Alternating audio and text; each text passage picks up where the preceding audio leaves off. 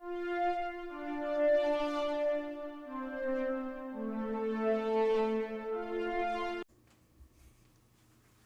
are happy to announce that this episode of the SWW show is partially brought to you by Humble Bundle. Well, not really. We are part of the Humble Bundle referral program, and we just wanted to say that if you like really cheap games and maybe helping charity pending the Humble thing going on, all you have to do is go to humblebundle.com/partner equals SWW. That's right, humblebundle.com/partner equals SWW. And you just do your normal stuff, and it just kind of helps us get a couple bucks here and there. Maybe it helps AJ get his lights. Maybe it's Mike camera. Maybe we actually pay Corey for helping us out. But again, if you're going to go buy games anyway, it might be worth checking out. Hello everyone, and welcome back to these interview episodes of the SWW show. I'm Mike, and today with me two people that are in the same room, so if we are physical fighting, and they might actually be physically fighting over the microphone. To get us started, guys, do you mind introducing yourself and the game we're here to talk about? Sure. Well, my name is Ethan Grant, and the game that we're working on is Panic Mode, and I'm here with Timo Andrews. Yes, that's right, and I'm the project manager for the game, Panic Mode. And this is all done with the studio software and game studio Mobius Code. Yeah. If you guys don't mind, and it could be either of you, since this would be one of your answers, I think both of you could real easily answer is, so imagine people are lazy, they didn't open Steam, didn't type in Panic Mode and went to go find it. What would you tell them is Panic Mode?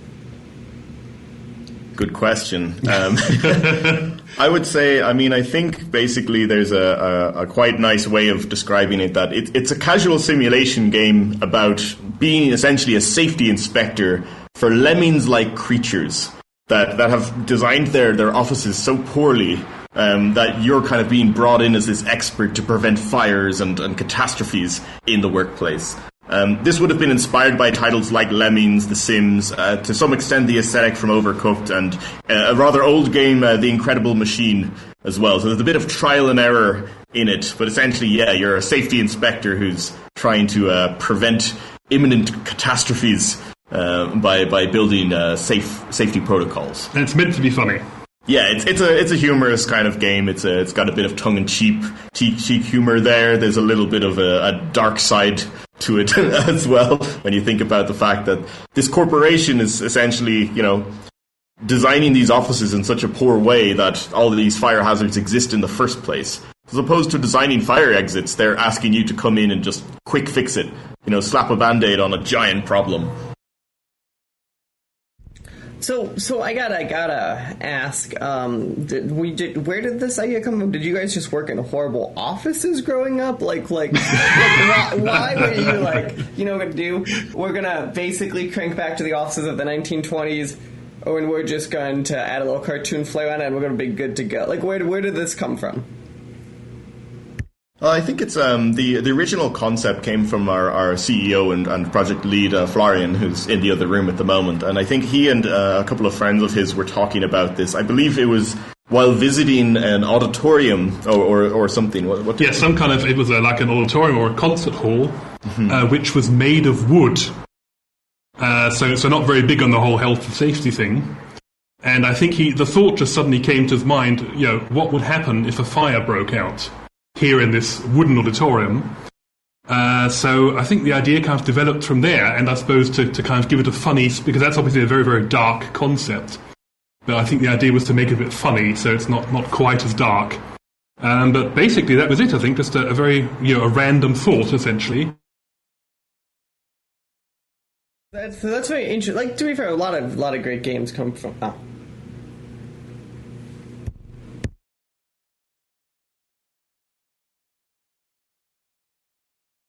As this evacuation mechanic, if you will, going into a property and in their case scaring people out of it, but in our case trying to save them, I suppose.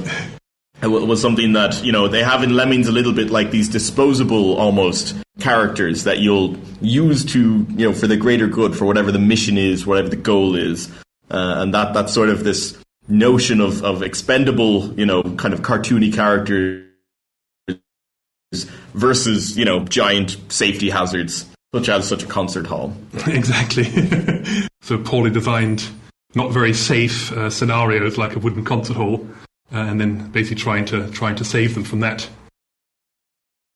Yeah, no, that's yeah. But yeah, let's dig in now, and I'd say let's talk about the game. So we've conceptualized the game, right? Of you going in. Let's functionally talk about the game, and I want to put the asterisks in that we start with too.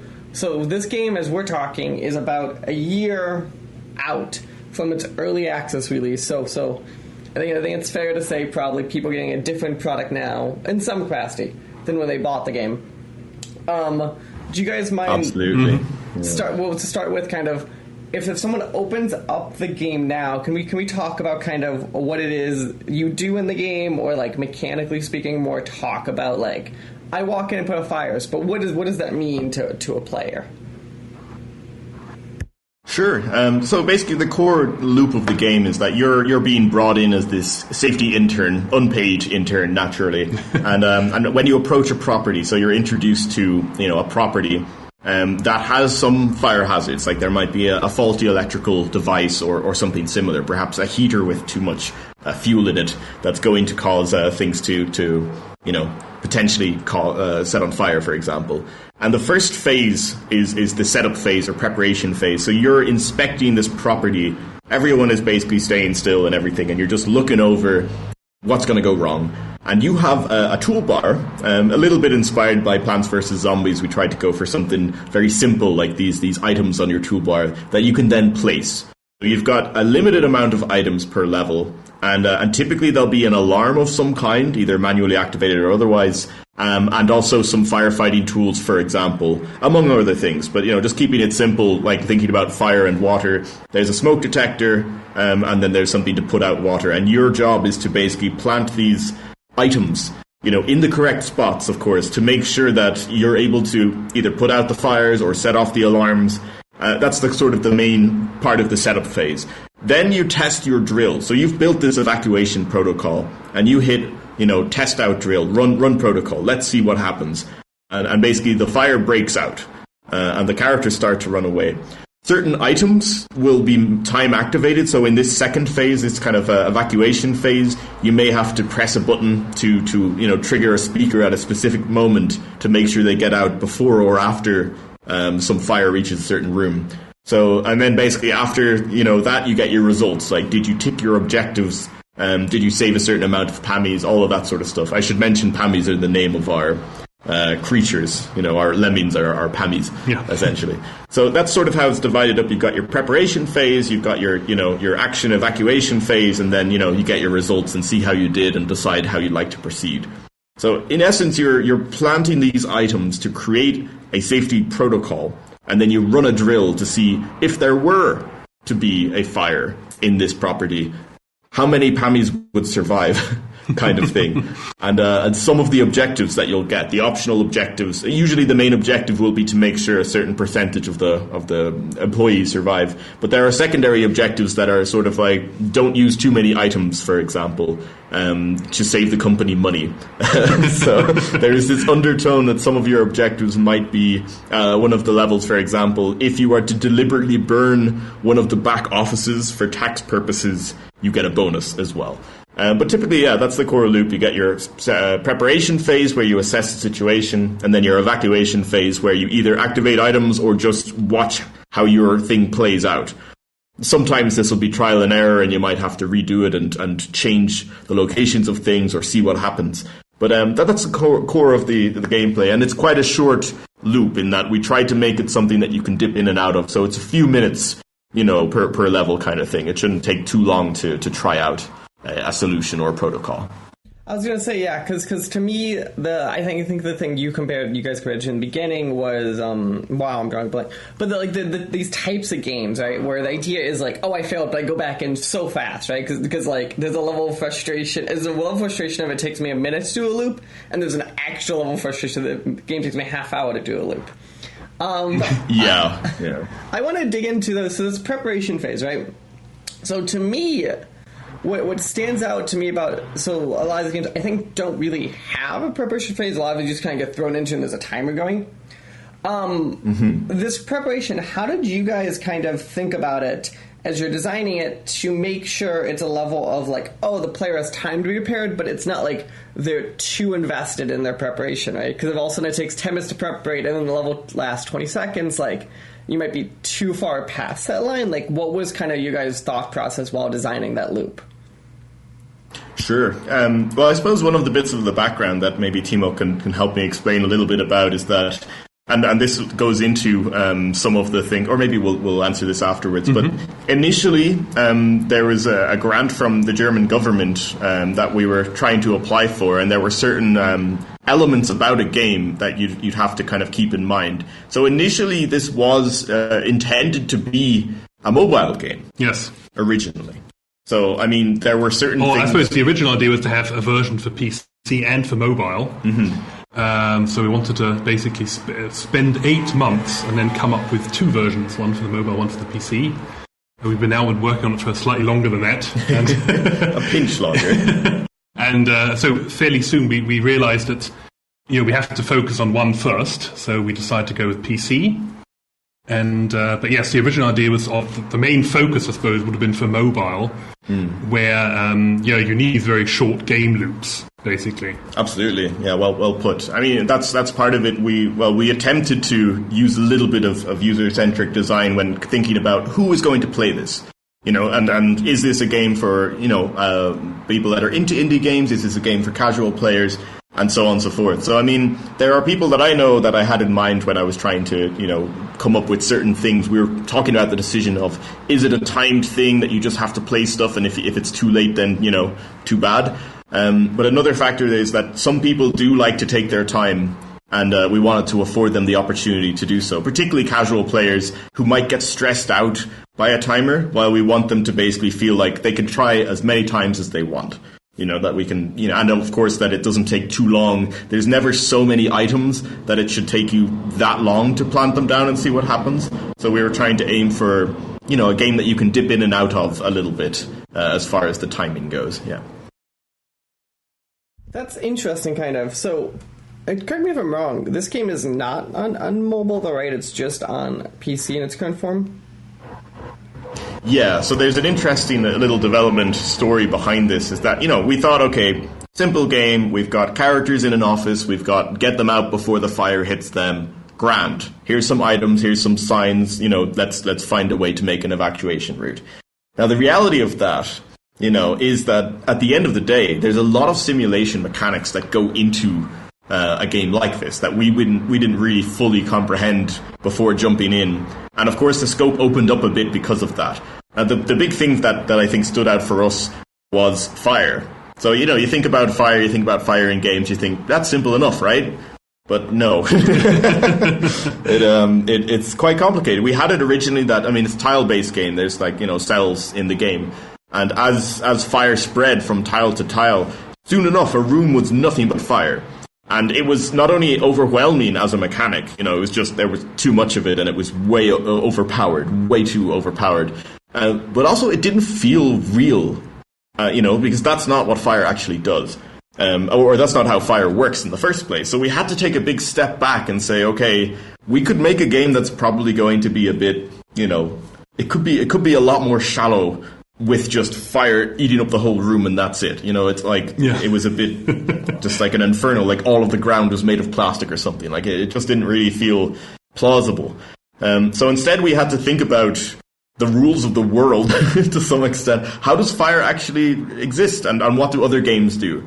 So other games sometimes did that fire will transfer from one item to another. So like in The Sims you would have that kind of, one tile of fire, one tile of fire.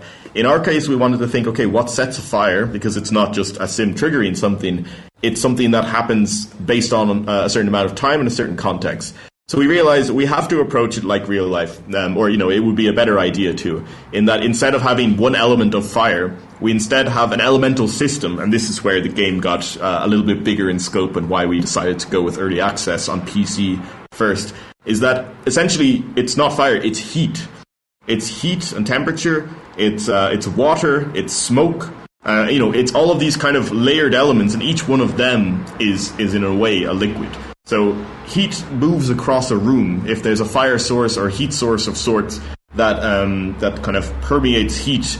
If you imagine like a liquid, like a wave of it, and if a certain item, like let's say a particularly volatile item or like a plastic item or something, or a wooden item, which is prone to go up in flames, hits a certain threshold of temperature, then that item goes on fire. Just like in real life. I mean, that's the thing, is that, things that set things on fire usually have a trigger, whether it's heat or electrical circuit or something else that causes this fire to happen. And then as far as setting other objects around it on fire, it's not just it's next to it so it goes on fire. No, it just creates, that's now, when it's on fire, it's a heat source, which means that the heat now spreads faster, and then other objects will hit their burning point quicker. So we've got this more realistic, blaze inferno kind of happening. And likewise, we were able to put in smoke.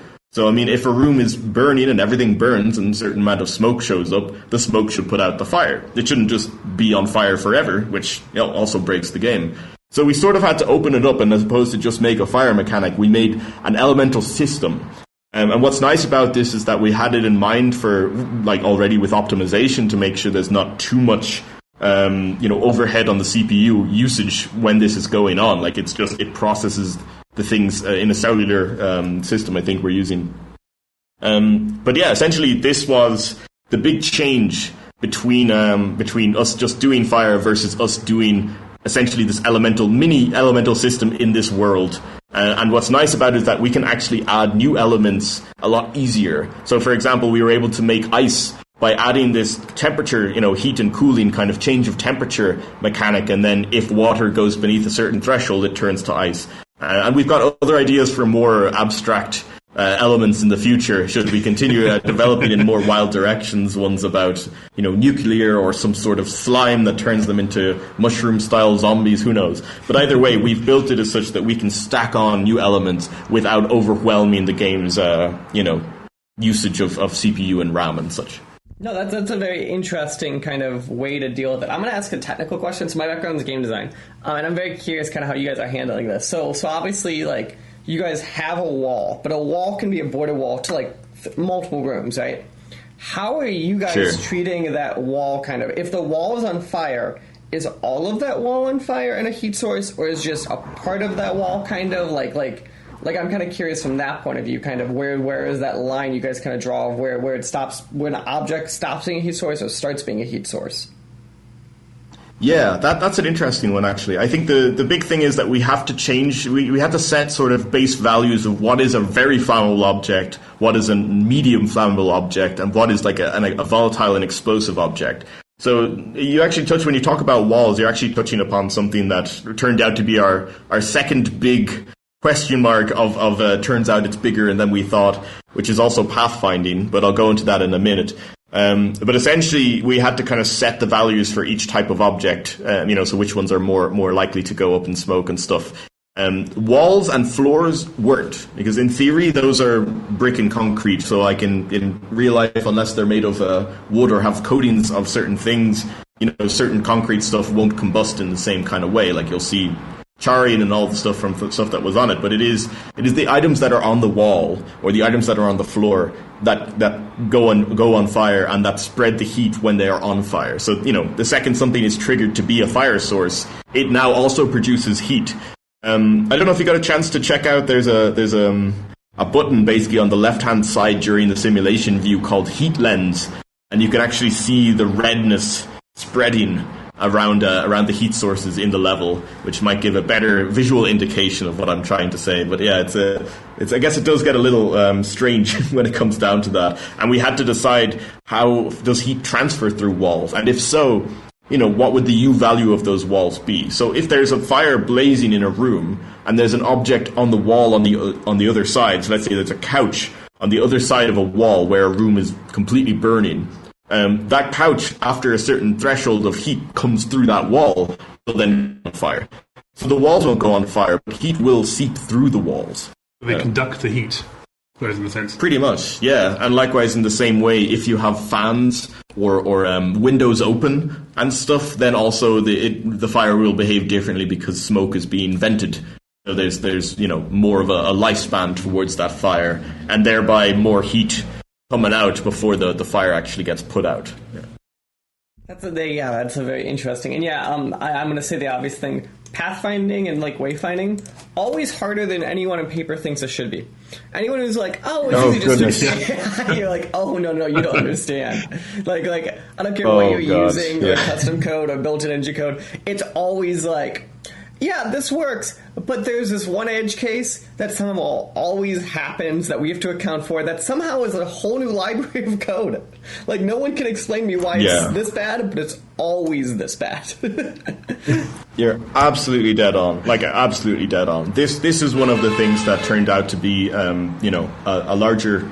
larger scope than what we had thought. So there's 2 layers of pathfinding. And again, I mean, we're talking about what is fire, what is an element. A second thing that we could also talk about, yes, these characters are supposed to be a little bit dim-witted. They're supposed to be, subservient employees who do what they're told.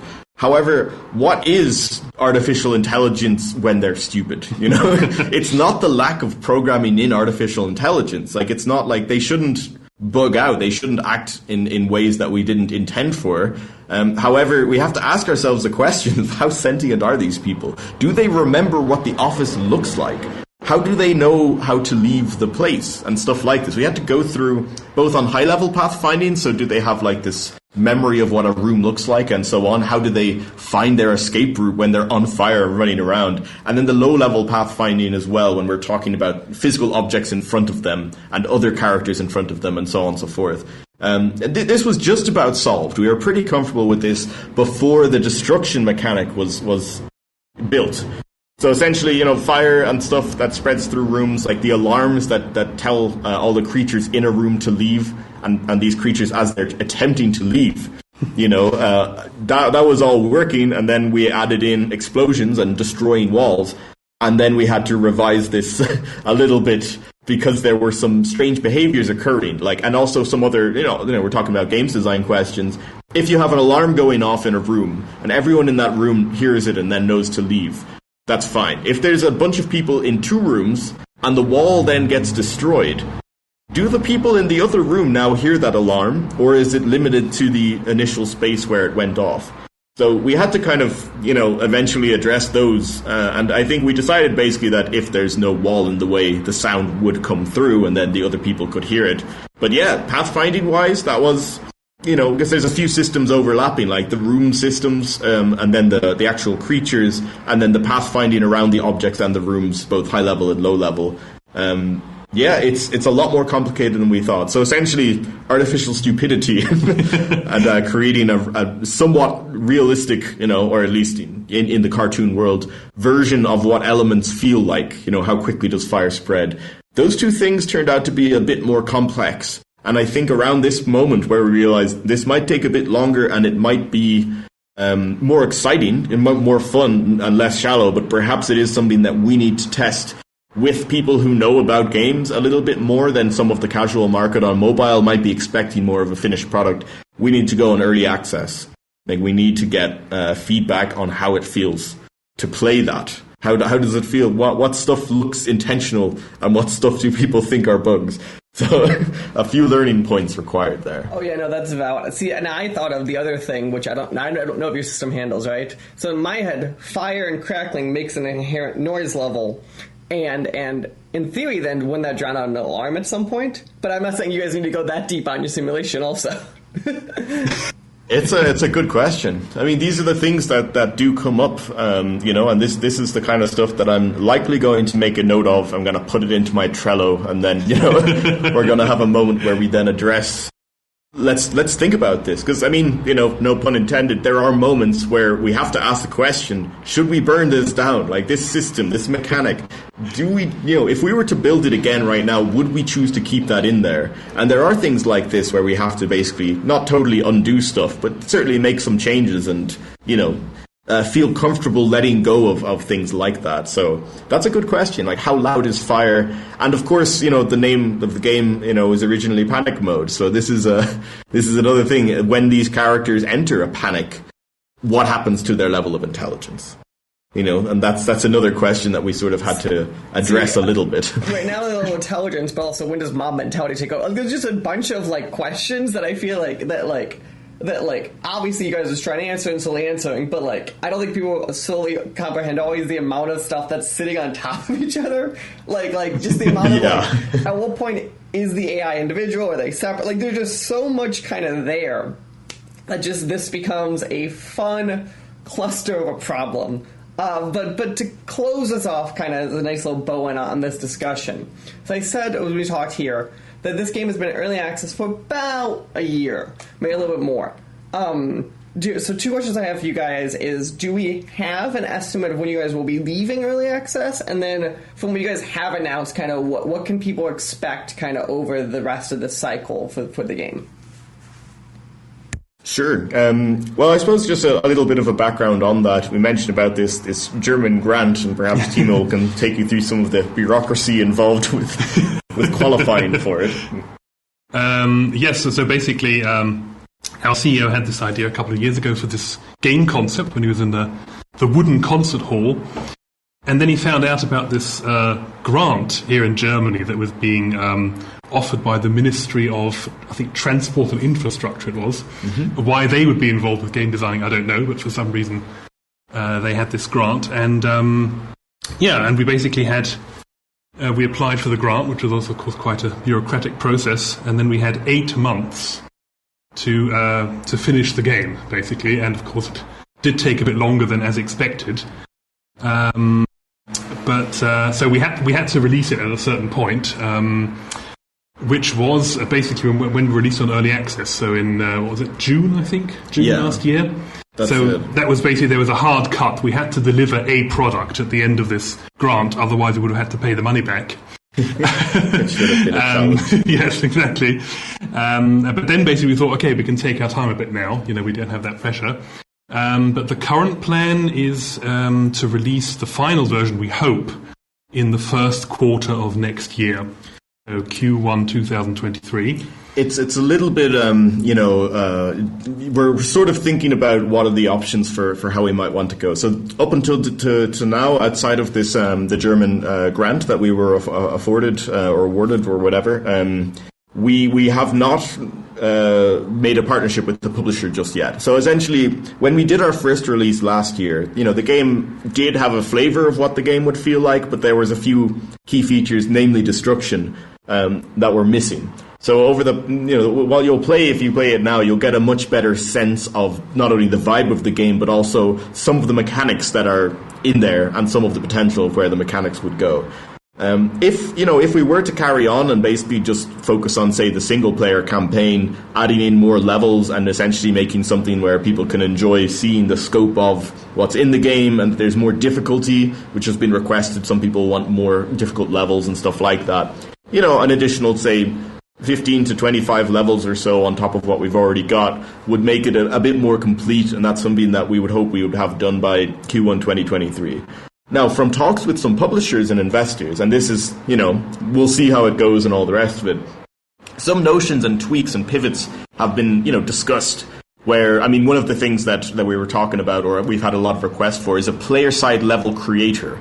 So the notion of us serializing the levels, so initially they're built in Unity as scenes, now they're serialized as JSON. So we built that with the notion of potentially allowing a player-side level editor, which would then be able to export levels in less than a megabyte kind of thing and shared, and perhaps other people can play other levels and so on and so forth, was one of the features that were quite requested. Some of the publishers we were speaking with had mentioned a version of this, mechanics, but tweaked for local versus or co-op play could be a lot of fun as well. Now, I don't know totally what that might look like, but these are the things that, and of course we'll be attending Dev and Gamescom next week, so this is something that we're quite excited about. And if it so happens, fingers crossed or whatever, we're open-minded to it, with the correct partner who might want to, let's say, okay, let's extend this game a bit, let's add more of those feature packs, not just single-player campaign, but let's say, for example, the level editor or something to do with multiplayer. We would be open-minded towards extending that deadline, and of course, if there's extra funding involved, we're thrilled with the notion of scaling up not just what's currently in the game, but also the scope of what we could put in and take it from there. So I'd say that's our, if no publisher, it'll be a pretty, hopefully decent enough single player campaign by our full release. And with a publisher, we're going to take their advice, and if they say don't release for a while or release sooner or whatever, we're going to be pivoting the game to try and involve some of those new feature packs, if you will, before we do an official first release. Yeah.